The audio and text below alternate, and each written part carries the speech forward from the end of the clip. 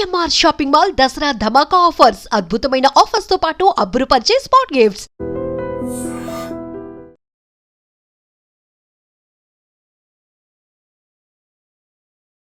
నమస్తే, welcome to I dream social spotlight with కవిత.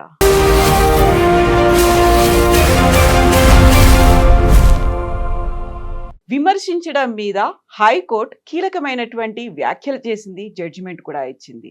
భారతదేశంలో ప్రతి పౌరుడికి విమర్శించేటువంటి హక్కు అనేది ఉంది. ఒకవేళ ఎవరికైనా భంగం వాటిల్లితే ఆ వ్యక్తి మాత్రమే ఫిర్యాదు చేయాలి తప్ప థర్డ్ పార్టీగా మూడో వ్యక్తి మాత్రం ఫిర్యాదు చేయడానికి వీల్లేదు అని.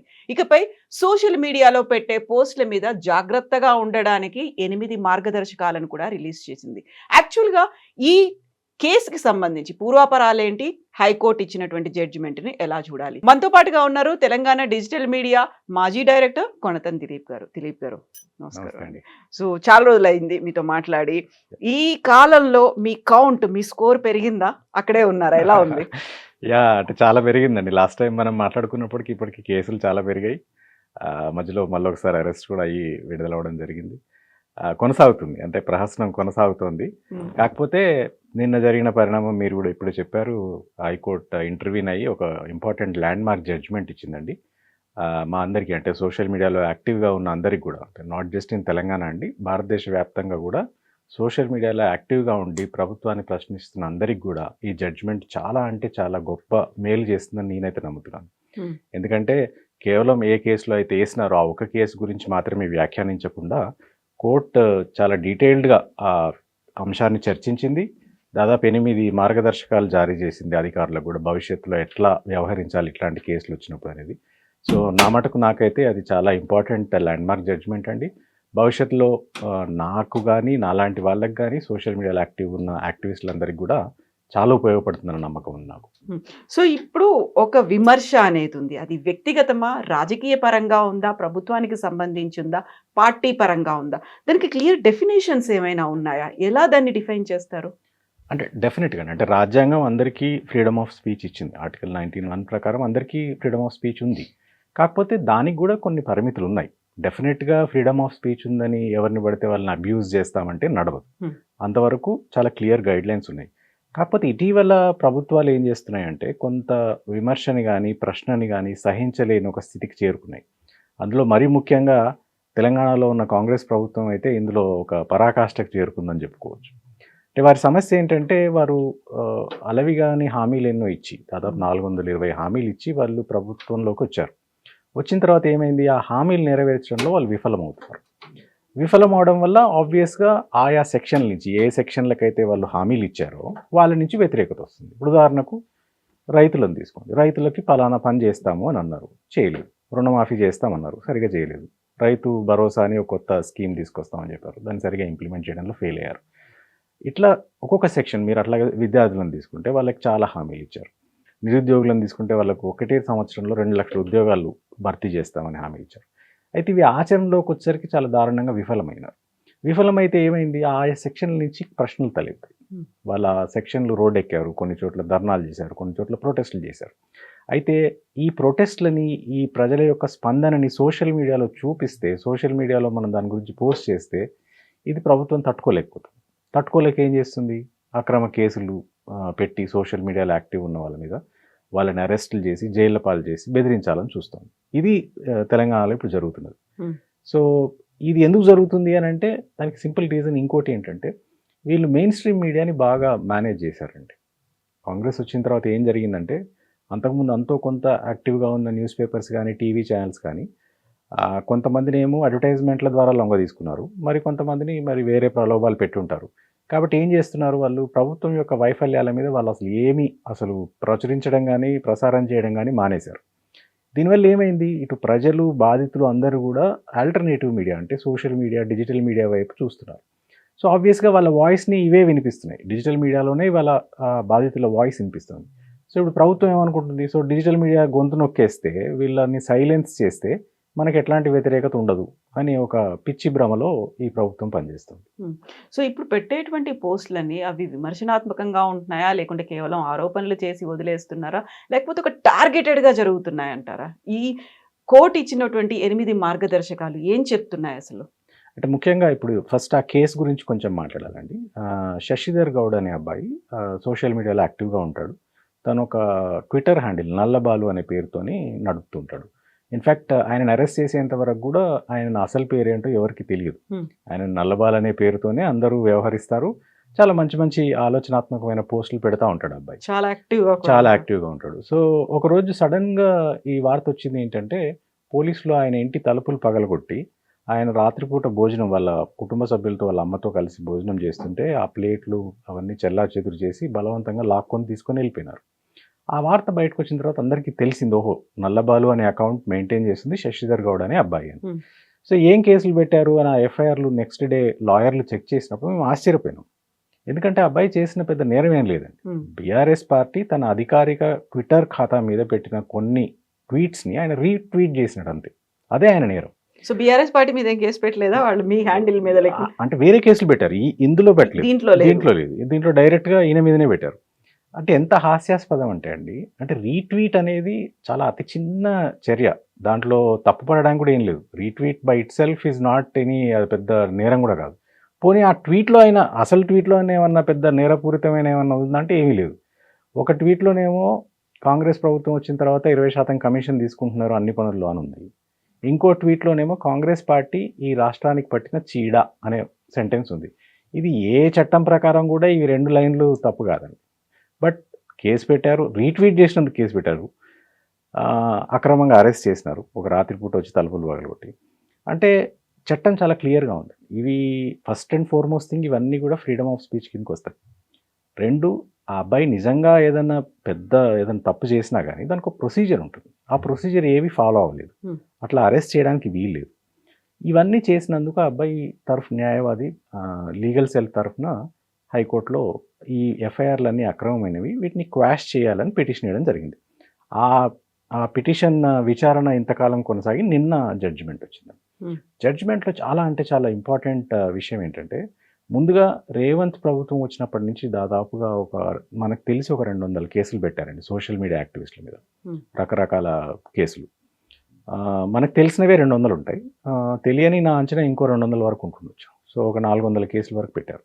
ఇందులో చాలామంది అరెస్ట్ చేశారు, కొంతమందిని రిమాండ్ జైలుకి పంపారు, కొంతమందిని బెదిరించారు, స్టేషన్కి తీసుకెళ్ళి బెదిరించి వదిలిపెట్టారు. ఇట్లా రకరకాల పద్ధతుల్లో వాళ్ళు చేశారు.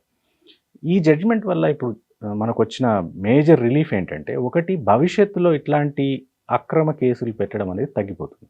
ఎందుకంటే హైకోర్టు చాలా స్పష్టంగా ఆ 8 సూచనలు ఏవైతే చేసిందో దాని ద్వారా ఏంటంటే, ఇప్పుడు పెడుతున్న కేసులు ఎట్లా ఉన్నాయి ఏంటంటే చాలా చిన్న రీజన్. ఇప్పుడు నేను ఏదో ట్వీట్ పెట్టగానే కాంగ్రెస్ కార్యకర్త ఏదో రాష్ట్రంలో ఏదో మారుమూల ప్రాంతంలో వెళ్ళి నా మీద ఒక పోలీస్ స్టేషన్లో ఒక ఫిర్యాదు రాసిస్తాడు. ఏమంటాడు ఆయన, పలానా దిలీప్ పెట్టిన ఈ పోస్ట్ వల్ల నా మనోభావాలు దెబ్బతిన్నాయి, దీనివల్ల సమాజంలో అశాంతి చెలరేగుతుంది, దీనివల్ల ఇంకేదో అవుతుంది అని ఒక కథ రాస్తాడు. రాసి పిటిషన్ ఇచ్చేసి వస్తాడు ఒక పోలీస్ స్టేషన్లో. పోలీసులు ఏం చేస్తున్నారంటే వెంటనే నా మీద ఎఫ్ఐఆర్ తయారు చేస్తున్నారు, ఏదో 10 సెక్షన్ల కింద పెట్టి. ఇప్పుడు కోర్టు ఏమందంటే, అసలు ఉదాహరణకు నేను రేవంత్ రెడ్డి మీద ఒక ఆరోపణ చేసిన అనుకోండి, ఎవరో దారిన పోయే దానయ్యో లేకపోతే కాంగ్రెస్ పార్టీ కార్యకర్తనో లేకపోతే పోలీస్ కానిస్టేబుల్ వచ్చి కేసు పెట్టడానికి వీల్లేదు. ఎందుకంటే నేను రేవంత్ రెడ్డిని అన్న ఏదైనా మాట వల్ల రేవంత్ రెడ్డి కనుక నిజంగానే అది డిఫమేషన్ అని అనుకుంటే రేవంత్ రెడ్డి స్వయంగా కోర్టులో కేసు వేయాల్సి ఉంటుంది, డిఫమేషన్ కేసు. అంతేగాని ఎవరో కార్యకర్త వెళ్ళి పోలీస్ స్టేషన్లో కంప్లైంట్ ఇస్తే దాని ఆధారంగా ఎఫ్ఐఆర్ కేసు చేయడానికి వీల్లేదని కోర్టు చెప్పింది, చాలా విస్పష్టంగా చెప్పింది. దీనివల్ల ఏమవుతుంది, ఇప్పుడు మన మీద ఉన్న కేసుల్లో దాదాపు 99% ఇట్లాంటి బాపతే.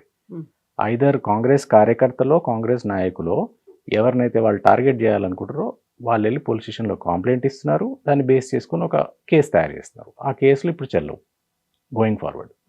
రెండోది, అసలు ప్రిలిమినరీ ఎంక్వైరీ అనేది ఒకటి చేయాలండి. ఎవరైనా ఫిర్యాదు చేస్తే పోలీసుల బాధ్యత ఏంటంటే అసలు ఆ ఫిర్యాదులో నిజమైన అది ఉందా, వాస్తవం ఉందా లేదా, వాళ్ళు ఏదైతే ఆరోపణలు చేస్తున్నారో ఆ ఫిర్యాదులో అందులో వాస్తవం ఉందా లేదా అనేది వీళ్ళు రూఢీ చేసుకున్న తర్వాత కానీ కేసు పెట్టడానికి వీల్లేదు. కానీ ఇప్పుడు ఏం చేస్తున్నారు, మెకానికల్గా పైనుంచి ఒత్తిడి పెడుతున్నారు. కాంగ్రెస్ ప్రభుత్వంలో ఉన్న పెద్దలు పెడుతున్న ఒత్తిడికి వీళ్ళు ఇలా కంప్లైంట్ వచ్చిందో లేదో within 1 hour or 2 hours FIR చేస్తున్నారు. ఇది చట్టవిరుద్ధం అండి. సో కోర్టు దీన్ని కూడా చాలా స్పష్టంగా చెప్పింది. ఇంకొకటి ఏంటి అంటే, ఇంకా అన్నిటికన్నా ఇంపార్టెంట్, అరెస్ట్లు. ఇదివరకు పాత జడ్జిమెంట్లు చాలా ఉన్నాయండి. ఇప్పుడు అర్నేష్ కుమార్ అని ఇదివరకు ఒక చాలా ఫేమస్ కేసు అయినప్పుడు కోర్టులు చాలా స్పష్టంగా చెప్పాయి ఏంటంటే, ఏదైనా కేసులో మీకు శిక్ష 7 సంవత్సరాల కంటే తక్కువ పడే సెక్షన్లు ఉన్నట్టయితే అందులో అరెస్ట్ చేయాల్సిన అవసరం లేదు. కానీ పోలీసులు దాన్ని కూడా తుంగలో తొక్కి సోషల్ మీడియాలో ఏదో ఒక పోస్టును పట్టుకొని కేసు పెట్టడము, అందులో సెక్షన్లు 7 సంవత్సరాల కంటే తక్కువ శిక్ష పడే సెక్షన్లు ఉన్నప్పటికీ అక్రమంగా ఇంటి మీదకి వెళ్ళి అరెస్ట్ చేయడం, ఇట్లా చాలామందిని అరెస్ట్ చేస్తున్నారు. సో ఇప్పుడు ఇక ముందుంటే అట్లాంటి అక్రమ అరెస్టులు కూడా చెల్లవు. సో ఇట్లాంటి గైడ్ లైన్స్ ఇవ్వడం ద్వారా కోర్టు ఏం చేసిందంటే 2 గొప్ప పనులు చేసింది. ఒకటి, ఇదివరకున్న ఇట్లాంటి అక్రమ కేసులన్నీ ఇప్పుడు కోర్టుకి వెళ్ళి ఛాలెంజ్ చేసే ఒక అవకాశం వచ్చింది. ఆల్రెడీ ఉన్న నేను 200 తెలిసిన కేసులు, 200 తెలియని కేసులు, దాదాపు 400 కేసులు నేను చెప్పాను కదా, అవన్నిటిని కోర్టులో ఛాలెంజ్ చేయొచ్చు ఇప్పుడు ఈ జడ్జిమెంట్ పట్టుకొని. అది మొదటి లాభం. రెండోది, భవిష్యత్తులో కేసులు పెట్టాలంటే అటు కాంగ్రెస్ ప్రభుత్వ పెద్దలు కానీ లేదా ఇంకే రాష్ట్రంలో, ఇక్కడ కాంగ్రెస్ ఉంది, ఇంకో దగ్గర ఇంకో ప్రభుత్వం ఉండొచ్చు, బట్ ఈ జడ్జిమెంట్ అన్ని రాష్ట్రాలకు వర్తిస్తుంది. కాబట్టి వేరే రాష్ట్రాల్లో వేధింపులు ఎదుర్కొంటున్న సోషల్ మీడియా కార్యకర్తలకు కూడా ఈ జడ్జిమెంట్ వల్ల చాలా లాభం జరుగుతుంది. అధికారులు కూడా ఇప్పుడు ఈ గైడ్ లైన్స్ ఏవైతే కోర్టు ఇచ్చిందో దాన్ని దాటి వెళ్ళి కేసులు పెట్టడానికి వీల్లేదు. వెళ్తే వాళ్ళ మీద కూడా చర్యలు ఉంటాయి. సో ఇది మనకు జరిగే లాభం అండి. సో ఇప్పుడు మీరు చెప్పిన దాన్ని బట్టి చూస్తే అక్కడ పోలీసులు కూడా దీన్ని సుమోటోగా తీసుకొని కేసు ఫైల్ చేయడానికి కూడా లేదండి. ఇప్పుడు తెలంగాణలో ఒక వింత పరిస్థితి అండి. అంటే ప్రభుత్వము ఎంత ఘోరంగా యంత్రాంగాలన్నింటినీ దుర్వినియోగం చేస్తుంది అనేది ఈ కేసుల విషయంలో జరుగుతుంది. పూర్వ ప్రభుత్వంలో అంటే బీఆర్ఎస్ పార్టీ అధికారంలో ఉండగా అప్పుడప్పుడే సైబర్ క్రైమ్ అనేది పెరుగుతుందండి. పెరుగుతున్న క్రమంలో ఏం చేశారంటే, మనకు సైబర్ క్రైమ్ని విచారించడానికి ప్రత్యేకమైన ఒక శాఖ ఉండాలి, విత్ ఇన్ పోలీస్ డిపార్ట్మెంట్లో ఒక వింగ్ ఉండాలని చెప్పి సైబర్ సెక్యూరిటీ బ్యూరో అనేది ఒకటి క్రియేట్ చేశామండి. ఆ సైబర్ సెక్యూరిటీ బ్యూరోని ఈ ప్రభుత్వం వచ్చిన తర్వాత కేవలం సోషల్ మీడియా కార్యకర్తలను వేధించడానికి మాత్రమే వాడుతున్నారండి. అంటే ఎంత ఘోరంగా అంటే, ఎవరో ఒక సోషల్ మీడియా యాక్టివిస్టు కాంగ్రెస్ ప్రభుత్వం మీద ఒక పోస్ట్ పెడితే కరీంనగర్లోనో రామగుండంలోనో ఉన్న ఒక పోలీస్ కానిస్టేబుల్, సైబర్ సెక్యూరిటీ బ్యూరోలో పనిచేసే ఒక పోలీస్ కానిస్టేబుల్ సుమోటోగా ఫిర్యాదు చేస్తున్నాడు, మనోభావాలు దెబ్బతింటున్నాయని. ఇప్పుడు ఆయన ప్రభుత్వ ఉద్యోగి అండి. కాంగ్రెస్ పార్టీని విమర్శిస్తే ఒక ప్రభుత్వ ఉద్యోగి మనోభావాలు ఎందుకు దెబ్బతింటున్నాయి? ఇది ఒక్క చోటనే కాదు, దాదాపు డజన్ల కేసులు సైబర్ సెక్యూరిటీ బ్యూరోలో పనిచేస్తున్న కానిస్టేబుల్లతో పెట్టిస్తున్నారు. ఇంకా ఎగ్జాంపుల్స్ చెప్పాలంటే, ఒకసారి క్రిషాంక్ కేసు విషయంలో జరిగింది. క్రిషాంక్ ఒక ఉస్మానియా యూనివర్సిటీ సర్క్యులర్ గురించి ఒక పోస్ట్ పెట్టినాడు. చాలా కాలం, 1 year పైన అయింది. పెడితే ఉస్మానియా యూనివర్సిటీ ఎంప్లాయీతో కేసు పెట్టించారు. మీకు గుర్తుంటుంది, నా మీద పెట్టిన ఫస్ట్ కేసు నేను ఆర్టీసీ లోగో విషయంలో ట్వీట్ చేశాను, మార్చేశారు చేస్తే ఆర్టీసీ ఎంప్లాయీతో కేసు పెట్టించారు నా మీద. అట్లాగే హెచ్సియులో, హైదరాబాద్ సెంట్రల్ యూనివర్సిటీలో కంచగచ్చిబౌలి అని ఆ భూముల వివాదం అయిందండి. అయినప్పుడు సుమారు 400 ఎకరాల అడవిని కొట్టేయడానికి ట్రై చేసినప్పుడు పెద్ద ఎత్తున సోషల్ మీడియాలో కూడా చాలా దుమారం రేగింది, ప్రొటెస్ట్ అయింది. అయినప్పుడు చాలా మంది మీద కేసులు పెట్టారు. నా మీద పెట్టారు, క్రిషాంక్ మీద పెట్టారు, అనేక మంది బీఆర్ఎస్ సోషల్ మీడియా యాక్టివిస్టుల మీద, బయట ఉన్న వాళ్ళ మీద కూడా పెట్టారు. పెట్టినప్పుడు ఏంటి, వాళ్ళు ఫిర్యాదు ఎవరు ఇచ్చారు? అటవీ శాఖ ఎంప్లాయీ ఇచ్చారు. అంటే ఇట్లా ఏం చేస్తున్నారంటే, అలాగే బాసర IIIT విషయంలో సోషల్ మీడియాలో ఒక పోస్ట్ పెడితే బాసర IIIT ఎంప్లాయీతో పెట్టించారు కేసు. అంటే ప్రతి చోట మీరు గమనిస్తే దెర్ ఇస్ ఎ ట్రెండ్ అని. ఒకటి, కాంగ్రెస్ పార్టీ కార్యకర్తలు కానీ నాయకులు కానీ పెడుతున్నారు ఈ కంప్లైంట్లు, లేదా ప్రభుత్వ ఉద్యోగులు, పోలీస్ శాఖలో పనిచేసే కానిస్టేబుల్స్, లేదా ఉస్మానియా యూనివర్సిటీ, లేదా బాసర IIIT, లేదా ఫారెస్ట్ డిపార్ట్మెంట్, లేదా ఒక మధ్య మీకు గుర్తుంటుంది ఒక జర్నలిస్ట్ రేవతి గారని, తన మీద కూడా కేసు పెట్టారు. తను ఒక పవర్ కట్ గురించి ఒక ట్వీట్ చేస్తే ఎలక్ట్రిసిటీ డిపార్ట్మెంట్తో కంప్లైంట్ చేయించి తన మీద కేసు పెట్టారు. అంటే ఇట్లా అనమాట. అంటే ప్రభుత్వ యంత్రాంగాలన్నీ దుర్వినియోగం చేయడం అనేది ఒక పరాకాష్ఠకు చేరుకుంది ఈ ప్రభుత్వంలో. నాకు తెలిసి ఈ జడ్జిమెంట్ తర్వాత అది కూడా కంట్రోల్ అవుతుంది. అయితే ఇందులో వాళ్ళు కన్సర్న్డ్ పర్సన్ కింద రారా? ఆ డిపార్ట్మెంట్లో వాళ్ళు ఉద్యోగులుగా పనిచేస్తున్నారు. మా డిపార్ట్మెంట్కి సంబంధించి మీరేదో ఒక ఆరోపణో లేకుంటే విమర్శో చేశారు, అందులో ప్రాపర్గా ఎవిడెన్స్ లేవు, రుజువులు లేవు అన్నట్టుగా వాళ్ళు ఫీల్ అయిపోయి కాదని. అదే, అందులో 2 రకాలు ఉంటాయండి. ఇప్పుడు ఇది డిఫమేషన్ అనుకోండి, అంటే వారి పరువుకి ఏదైనా నష్టం వాటిల్దని వాళ్ళు అనుకుంటే ఆ శాఖ తరఫున డిఫమేషన్ పిటిషన్ వేయాల్సి ఉంటుంది. పోలీస్ స్టేషన్కి వెళ్ళి ఫిర్యాదు చేయడానికి వీల్లేదండి. అదే అంటాను. ఇప్పుడు ఈ కోర్టు జడ్జిమెంట్ ఏం చేసిందంటే దాన్ని క్లియర్గా డిఫైన్ చేసింది. నిజంగా మీ పరువు మర్యాదలకు ఏమైనా భంగం వాటిల్తే, అది వ్యక్తి అయినా లేదా ఏదైనా సంస్థ అయినా, మీరు కోర్టును అప్రోచ్ అవ్వాలి, డిఫమేషన్ సూట్ వేసుకొని, తద్వారా న్యాయాన్ని పొందే అవకాశం ఉంది. కానీ పోలీస్ స్టేషన్కి వెళ్ళి ఒక తెల్లకాగితం మీద నాకేదో, లేదా నా సంస్థకో, నాకో, నా పార్టీకో, నా ప్రభుత్వానికో ఏదో అయిందని చెప్పి రాసిస్తే దాన్ని పట్టుకొని కేసులు నమోదు చేసి అరెస్టులు చేయడం కుదరదు అని ఈ జడ్జిమెంట్ క్లియర్గా చెప్తుందండి. సో మాకు ఒక చెడ్డ పేరు వచ్చే విధంగా చేస్తున్నారు, లేకుంటే వీళ్ళ చర్యల వల్ల మాకు ఇప్పటిదాకా లేని ఒక మచ్చ అంటుతోంది, ఇలాంటివి చెప్తే కుదరదు ఇంకా అది. అంటే అదే దానికి లీగల్ రెమెడీ ఉంది. ఏంటంటే డిఫమేషన్ సూట్ వేసుకోవాల్సి వస్తుంది. కోర్టునే అప్రోచ్ అయ్యి మాకు ఈయన చేసిన ఆరోపణ వల్ల మా పరువుకి ఇలా భంగం వాటిల్లింది అని డిఫమేషన్ సూట్ వేసుకొని అప్పుడు కోర్టు డైరెక్షన్ తీసుకొని కేసు నమోదు చేయొచ్చు. కానీ నేరుగా ఎవరో ఒక వ్యక్తి పోలీస్ స్టేషన్లోకి వాకిన్ అయ్యి నాకు లేదా నా లీడర్కి నా నాయకునికి ఏదో పరువు నష్టమైంది కాబట్టి కేసు నమోదు చేయండి అంటే చేయడానికి వీల్లేదండి. అట్లా. సో ఇప్పుడు ఇది కేవలం తెలంగాణకి మాత్రమే వర్తించదు, మిగతా రాష్ట్రాల్లో కూడా వర్తిస్తుందంటే మిగతా రాష్ట్రాల్లో ఉన్నటువంటి తెలంగాణ వాసులు లేకుంటే అన్ని రాష్ట్రాల్లో ఇదే కేసు? ఎందుకు తెలంగాణ హైకోర్టు కదా ఇచ్చింది తీర్పు అని. అంటే హైకోర్టు తీర్పులు అన్ని రాష్ట్రాల్లో వర్తిస్తాయండి. వీటిని కోట్ చేయొచ్చు. దీనికి సైటేషన్ లాగా తీసుకొని భారతదేశంలో ఉన్న ఏ రాష్ట్రంలో సోషల్ మీడియాకి సంబంధించిన కేసు వచ్చినా రేపొద్దున తెలంగాణ హైకోర్టు ఇచ్చిన జడ్జిమెంట్ని వాళ్ళు అక్కడ కూడా ఉటంకించవచ్చండి. సో అట్లాగే రేపొద్దున ఈ తెలంగాణ హైకోర్టు ఇచ్చిన జడ్జిమెంట్ కానీ లేదా ఇప్పుడు ఇచ్చిన గైడ్ లైన్స్ కానీ ఇవన్నీ దేశవ్యాప్తంగా ఉన్న అన్ని రాష్ట్రాల పౌరులకు వర్తిస్తాయి. రేపొద్దున ఇలాంటి అక్రమ కేసులు ఎదుర్కోవడానికి ఇది ఒక పెద్ద ఆయుధంలాగా ఉపయోగపడుతుందండి. సో ఇప్పుడు మీరు ఒక పర్సన్ని కాకుండా ప్రభుత్వాన్ని టార్గెట్ చేశారు, లేకుంటే ఒక పార్టీని టార్గెట్ చేశారు, అప్పుడు ఎలా వర్కౌట్ అవుతుంది ఇది? అంటే సింపుల్ అండి. ఒకటి రాజకీయ విమర్శ అనేది ఉంటుందండి. బయట అయినా సోషల్ మీడియాలో అయినా ఎక్కడైనా 2 పార్టీల మధ్య ఒక రాజకీయ వైరుధ్యం ఉన్నప్పుడు చర్చ జరిగినప్పుడు ఆబ్వియస్గా ఆరోపణలు ఉంటాయి. కానీ ప్రతి ఆరోపణకి మీరు ఇట్లా పోలీస్ కేసు నమోదు చేసుకుంటూ పోతే అసలు ఇంకా ప్రజాస్వామ్యానికి అర్థం అనేది ఉండదండి. డెఫినెట్గా ఆరోపణలు ఉంటాయి. అయితే ప్రతి ఆరోపణ వెంటనే ప్రభుత్వం మీద ఆరోపణ చేసిన ప్రతి ఒక్కరి మీద కేసు వేసి లోపలేస్తామంటే ఒకటి వారి ఫ్రీడమ్ ఆఫ్ స్పీచ్కి భంగం వాటిల్లుతుంది. 2 అసలు ప్రజాస్వామ్యానికి అర్థం లేకుండా పోతుంది. నువ్వు ఏం మాట్లాడినా కేసెస్ లోపలేస్తామంటే ఇంకా ప్రతిపక్షం ఏం మాట్లాడుతుందండి? ఇప్పుడు ప్రభుత్వం అవినీతి ప్రభుత్వం అంటే కేసు పెడతారు, కంచగచ్చిబోల్లో అడవి కొట్టేస్తారంటే కేసు పెడతారు, హైడ్రాతో ఇల్లు కొలగొడుతున్నారంటే కేసు వేస్తారు, మిస్ వరల్డ్ పోటీలో ఒక అమ్మాయిని వేధించారు అని అంటే కేసు పెడతారు. ఇవన్నీ నిజంగా జరిగిన సంఘటనలే కదా. ఇవేవి కల్పించినవో లేకపోతే లేనివి ఉన్నట్టుగా ఉన్నవి లేనట్టుగా చేసింది కాదు కదా. ఇవన్నీ ప్రజల అనుభవంలో ఉన్నవి. ఇంకోటి ఇప్పుడు ఇవాళ యూరియా షార్టేజ్ ఉందండి. రాష్ట్రం మొత్తం రోడ్ ఎక్కుతున్నారు రైతులు, చెప్పులు లైన్లలో పెట్టి తిరుగుతున్నారు. గ్రూప్ 1 సమస్య ఉంది. నిరుద్యోగులు చాలా అంటే చాలా డిసప్పాయింటెడ్గా ఉన్నారు. చాలా అవినీతి, చాలా అక్రమాలు, అవకతవకలు జరిగిన ఈ పరీక్ష నిర్వహణలోనే హైకోర్టే వ్యాఖ్యానించింది. ఇప్పుడు దాని మీద నేను ఒక విమర్శ చేస్తే సోషల్ మీడియాలో కేసు పెడతా అంటే ఇంకా ప్రజాస్వామ్యానికి అర్థమేముంటుంది? అంటే ఒక అర్థవంతమైన చర్చ జరగాలన్నా డెఫినెట్గా ప్రతిపక్షం అనేది ప్రభుత్వం యొక్క వైఫల్యాలను ఎత్తి చూపాలి, అన్ని ఫోరమ్స్లో ఎత్తి చూపాలి. శాసనసభ్యులు ఉంటే వాళ్ళు శాసనసభలో ఎత్తి చూపుతారు, కార్యకర్తలు స్ట్రీట్ ప్రొటెస్టులు ఎత్తి చూపుతారు, సోషల్ మీడియా యాక్టివిస్టులు ఉంటే సోషల్ మీడియాలో ఎత్తి చూపుతారు. కానీ మీరు అసలు వాళ్ళు నోరే తెరవద్దు, నోరు తెరిస్తే మేము వాళ్ళని నోరు కట్టేస్తాం, గొంతు నొక్కేస్తామంటే ఇది చెల్లదు అనేది మా వాదన. సో మీరు కూడా చాలా సార్లు కోర్టుకు వెళ్ళారు కదా మీ మీద పెట్టినటువంటి కేసులకు సంబంధించి. వాటి స్టేటస్ కో అనేది ఇప్పుడు ప్రస్తుతం పరిస్థితులు ఎట్లా ఉన్నాయి? స్టేటస్ కోనే ఉందా లేకుంటే కొంచెం ముందు? సుమారుగా ఒక 30 కేసుల వరకు పెట్టారండి. ఇవి కూడా నేను ఇంతకుముందు చెప్పినట్టుగా మనకు తెలిసిన కేసులు ఇవి. మీ మీద పెట్టినవి ఎన్నున్నాయని మీకు తెలిసినవి.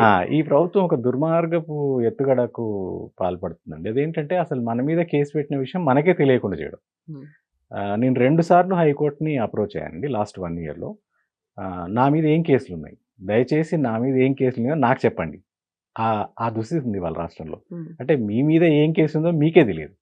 ఎందుకంటే మీకు కేసు ఉన్న విషయం మీకు తెలిస్తే మీరు వెళ్ళి కోర్టులో న్యాయస్థానాన్ని అప్రోచ్ అయ్యి మీరు ఏదో ఒక రిలీఫ్ తెచ్చుకుంటారని చెప్పి వీళ్ళు ఏం చేస్తున్నారంటే ఒకటి ఎఫ్ఐఆర్లో మీ పేరు పెట్టకుండా అదర్స్ అని రాస్తున్నారు. రాసి మిమ్మల్ని అరెస్ట్ చేశాక అప్పుడు ఎఫ్ఐఆర్లో మీ పేరు యాడ్ చేస్తున్నారు. అదొక పద్ధతి. రెండోది అసలు ఎఫ్ఐఆర్ ఆన్లైన్లో పెట్టాలనేది ఉన్న రూల్ అండి. ఎఫ్ఐఆర్ను ఆన్లైన్లో పెట్టట్లేదు. నా మీద పెట్టిన ఒక ఎఫ్ఐఆర్ ఇప్పటికీ దాదాపు 2-3 నెలలు అయింది ఆ కేసు పెట్టి, ఇవాళకి కూడా అది ఆన్లైన్లో లేదండి. అయితే ఈ విషయాన్ని ఛాలెంజ్ చేస్తూ నేను కోర్టును అప్రోచ్ అయ్యాను. హైకోర్టుకి వెళ్ళి నా మీద కేసులు పెడుతున్నారు, అసలు కేసులు పెట్టిన విషయం కూడా నాకు తెలియట్లేదు, దయచేసి అందరూ జిల్లాల ఎస్పీలని ఆదేశించండి, ఏంటంటే పలానా మనిషి మీద ఏం కేసులున్నాయో చెప్పండి అని. అది జరిగి 2 నెలలు దాటిపోయిందండి. కోర్టు ఆదేశించింది కూడా గవర్నమెంట్ని, ఈయన మీద ఏమేం కేసులున్నాయో చెప్పండి అని. 2 నెలలు అయింది, ఇప్పటికీ జవాబు ఇవ్వట్లేదు. సో ఇది మన ప్రభుత్వం నడుస్తున్న తీరండి. కాకపోతే చాలా కేసుల్లో హైకోర్టు నుంచి మనకు పాజిటివ్ రెస్పాన్స్ ఉందండి. తదుపరి చర్యలు నిలిపివేయాలని దాదాపు 11 కేసుల్లో ఇప్పటికీ హైకోర్టు నుంచి వచ్చిందండి. నా మీద ఉన్న ఎఫ్ఐఆర్‌లు దాదాపు సుమారు 30 ఉంటే 11 కేసులు ఆల్రెడీ హైకోర్టు ఇంటర్వ్యూన్ అయింది. ఇక మీదట ఈ ఎఫ్ఐఆర్‌లో ఎలాంటి చర్యలు తీసుకోవద్దని రాష్ట్ర ప్రభుత్వాన్ని ఆదేశించిందండి. సో ఐ థింక్ పాజిటివ్‌గానే ఉంది. ఫైట్ బ్యాక్ కంటిన్యూ అవుతుంది. నిన్నటి జడ్జిమెంట్ తర్వాత మా అందరికి ఇంకా చాలా హోప్ ఉందండి. ఇక ముందు ఇట్లాంటి అక్రమ కేసులు నమోదు కావడం తగ్గుతుందని అయితే నాకు ఉన్నది. అంటే నమ్మకం ఉన్నది. రెండోది పాత కేసుల్లో కూడా సేమ్ ఇవన్నీ టెంప్లేట్ కేసెస్ అండి. ఇందులో ఏమి పెద్ద ఒక కేసుకి ఇంకో కేసుకి పెద్ద తేడా ఏం లేదు. ఏం చేస్తారంటే ఇక్కడ హైదరాబాద్లో కాంగ్రెస్ హెడ్ ఆఫీస్ ఏదో ఉంటుంది, అక్కడ స్క్రిప్ట్ రాసి పంపిస్తారు టెంప్లెట్. కిందకి పంపిస్తే అది నిర్మల్లోనో ఆదిలాబాద్లోనో అక్కడెక్కడో ఉన్న కాంగ్రెస్ కార్యకర్త ఫిర్యాదు చేస్తాడు. సో జస్ట్ పేరు అవన్నీ మాత్రం మారుస్తారు, మిగతా అంతా కంటెంట్ అంతా సేమ్ ఉంటుంది. సో కాబట్టి టెంప్లెట్ కేసెస్ కాబట్టి ఒక కేసులో మనకు రిలీఫ్ వస్తే ఆటోమేటిక్గా చాలా కేసుల్లో కూడా రిలీఫ్ వచ్చే అవకాశాలు ఉంటాయండి. సో ఇప్పుడు చాలా వరకు మనకు సోషల్ మీడియా పోస్టులో ఏదైనా ఒక డిగ్నిటీ మెయింటైన్ చేయాలి, డెకోరం అనేది ఉండాలి, వాళ్ళ వ్యక్తిగత స్వేచ్ఛ ప్రతిష్ట అన్న దానికంటే కూడా మనంతట మనం కొంచెం రిస్ట్రైన్ అయ్యి ఉండాలి అనేది మన ఒక ఫీల్ ఉంటుంది. చాలా వరకు సోషల్ మీడియాలో ఈ మధ్యన యాక్టివిస్టులు కావచ్చు, లేకపోతే చాలా యాక్టివ్గా వాళ్లే పోస్టులు పెడుతున్న దాంట్లో వాళ్ళ పర్సనల్ ఐడెంటిటీ అనేది బయటికి రివీల్ చేయరు. ఐదర్ పేరు ప్రాపర్గా ఉండదు, డీపీ ప్రాపర్గా ఉండదు, వాళ్ళు ఇచ్చే డీటెయిల్స్ ప్రాపర్గా ఉండదు. వాళ్ళందరూ ఏదో ఒకటి పెట్టేస్తున్నారు, పక్కకి వెళ్ళిపోతున్నారు. ఆ తర్వాత మళ్ళీ ఇంకేదో ఇష్యూ వచ్చినప్పుడు మాత్రమే they are talking or they are publishing it.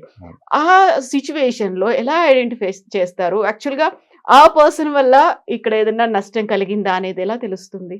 అంటే ఒకటి మనందరం గుర్తుపెట్టుకోవాలి ఏంటంటే సోషల్ మీడియాలో మీకు ప్రత్యేకమైన స్వేచ్ఛ ఏమి ఉండదండి.